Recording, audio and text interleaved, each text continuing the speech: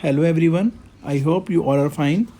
Today we will discuss about types of cooperative societies. Earlier we have done cooperative societies, its merits, features and demerits. There are 6 types of cooperative societies. First is consumer cooperative society. These cooperatives are formed to eliminate the middleman in the purchase and sale of consumer goods. Who are the middlemen? Retailer, wholesaler. It means it is an organization of consumers. It eliminating the middleman and purchasing goods in bulk directly from the wholesalers and selling them directly to the members. ये directly wholesaler से purchase करते हैं retailers के बजाय और अपने members को goods provide करते हैं रिजनेबल प्राइस पर और good quality of product. The main motive of this society is to provide good quality of product at reasonable price to their members, not earning profit. The 3 main objective of this cooperative society is to ensure steady supply. It means regular supply of consumer goods. Second is to supply the goods at fair price. उनको fair price पर goods provide करवाना with eliminating the middleman. And to supply the good and service of standard quality. अच्छी quality of goods उनको provide करना. Second is producers cooperative societies. These are formed by small scale producers or to face competition and to increase production. ये basically small scale producers मिलकर बनाते हैं और इसकी help से ये ऑब्टेन करते हैं raw materials and they are also improving the quality of product and they securing the economy of large scale production जिससे कि वो लार्ज स्केल प्रोडक्शन भी कर सकें and they also have to obtain the good machineries and latest technology. तो इसके main objectives क्या हैं? Ensure regular supply of raw materials at reasonable price. इनको रिजनेबल प्राइस पर रॉ मटेरियल मिल जाता है and provide latest machinery and technology of production and assist members. ये मेंबर्स भी असिस्ट करते हैं जो कि हेल्प करते हैं इनके गुड्स को सेल करने में. And it also providing relieving to the producers from other burdens. Other burdens means कि सामान को कैसे बेचा जाए इसके लिए वो असिस्ट मेंबर्स पहले से ही अपॉइंट कर देते हैं so that producers can concentrate on the production. Third is credit cooperative societies. These are established in rural and urban areas to attract the saving of the villagers and giving loan facilities to other group of members from time to time. जैसे कि आपके cooperative banks होते हैं, they are the credit cooperative societies. They give short term loans at cheaper rate. और इसमें जो आपके maximum membership 100 होती है. वैसे तो हमने डिस्कस किया था कि कोऑपरेटिव सोसाइटीज़ में maximum members is no limit but in credit cooperative societies there is a maximum membership of 100%. Main objective क्या है?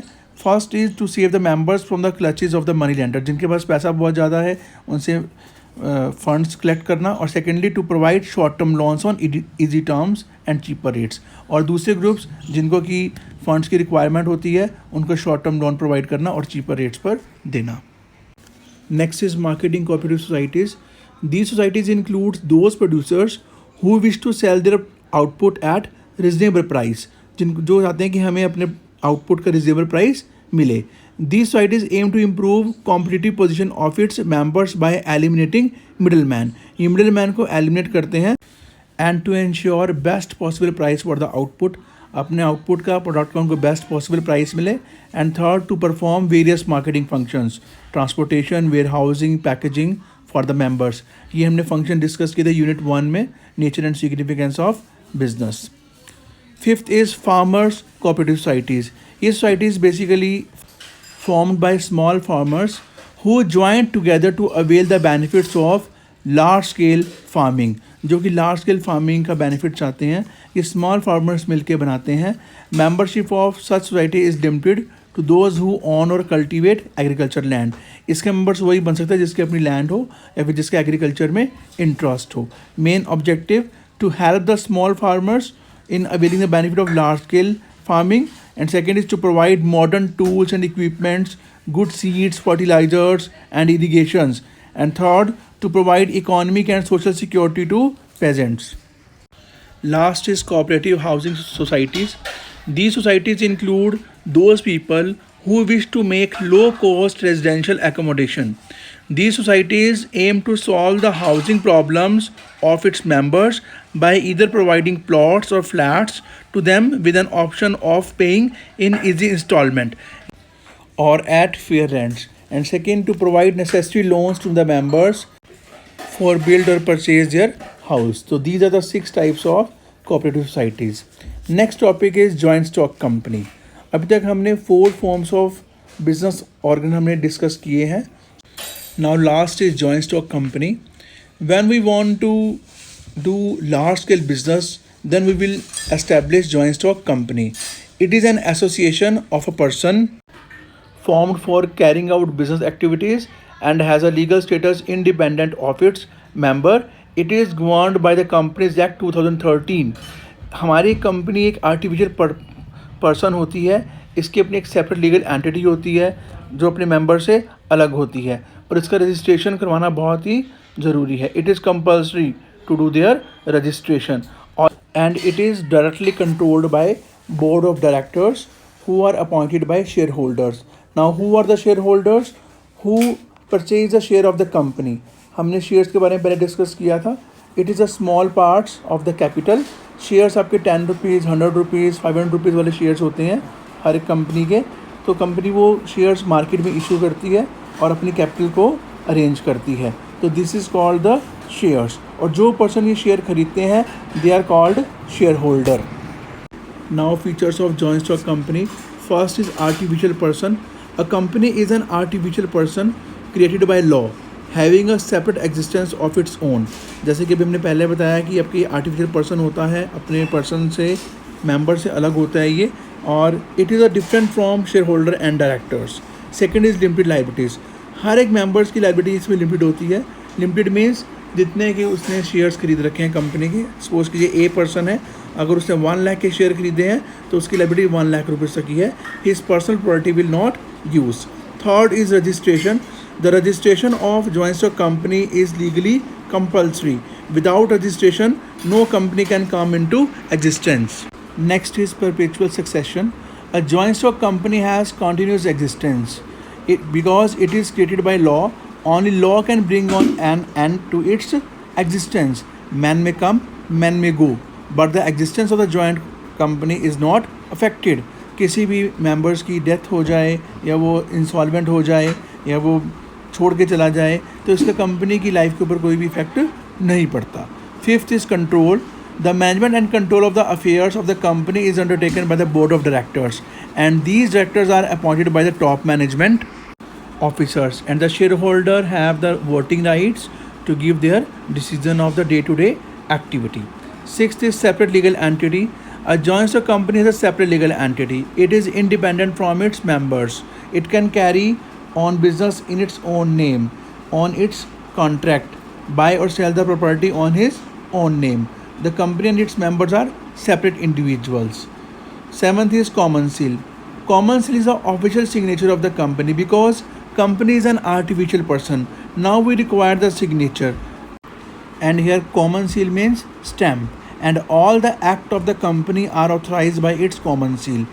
Common seal उसकी स्टैम्प लगी होनी चाहिए कंपनी की. वो एक सिग्नेचर होते हैं कि कंपनी ने इसको एक्सेप्ट किया है या नहीं किया है. जहाँ पर भी ये स्टैम्प लगी होगी जिसको हम कॉमन सील बोलते हैं, इट मीन्स कंपनी उसके लिए लाइबल है. Next is risk bearing. All the losses and all the risk of the joint stock company is borne by all the share holders. जितने भी शेयर होल्डर्स हैं वो सब इस रिस्क को आपस में डिस्ट्रीब्यूट करते हैं. जैसे कि सोल पार्टनरशिप में तो there is only a single owner, वहाँ पर एक ओनर ही सारे रिस्क को बियर करता है, लेकिन यहाँ पर सारे शेयर होल्डर्स उस रिस्क को बियर करेंगे. And they contribute the debts according to their share capital. जितना उन्होंने पैसा लगा रखा है उतने वो लाइबल होंगे उस कंपनी के रिस्क के लिए. Next is transfer of shares. The shareholder enjoy a right to transfer their shares to other person in the open market और at the stock exchange market. Stock exchange market वो होती है जहाँ पर हमारे shares खरीदे और बेचे जाते हैं. तो ये they are only applicable in public company, not private company. Later on we will discuss about public company and private company. लेकिन पब्लिक कंपनी में ही अपने जो शेयर है वो ट्रांसफ़र कर सकते हैं. ट्रांसफ़र का मतलब if any person require money he can sell his shares in open market और स्टॉक एक्सचेंज मार्केट, और जो भी प्राइस उस टाइम पर होगा शेयर्स का वो उस पर्सन को मिलेगा. Next is merits of joint stock company. First 3 merit जो आपकी limited liabilities, transfer of interest and perpetual existence, they are the same.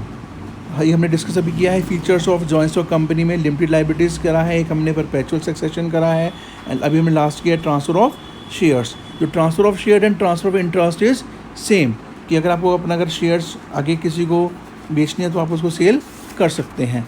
Now next fourth is scope for expansion. Scope for expansion is more as company has large financial resources as it can further raise share capital from investors and loan from banks and financial institutions. Company को अगर कभी भी expand करना है तो वो आगे वो अपने और शेयर्स बेच सकती है या फिर वो बैंक से इजली लोन भी ले सकती है.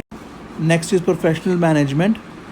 Company can afford to employ people who are experts in their area of specialist because company can pay them higher salary and it will improve the efficiency and working of the company. Next is limitation of joint stock company. First is complexity in formation.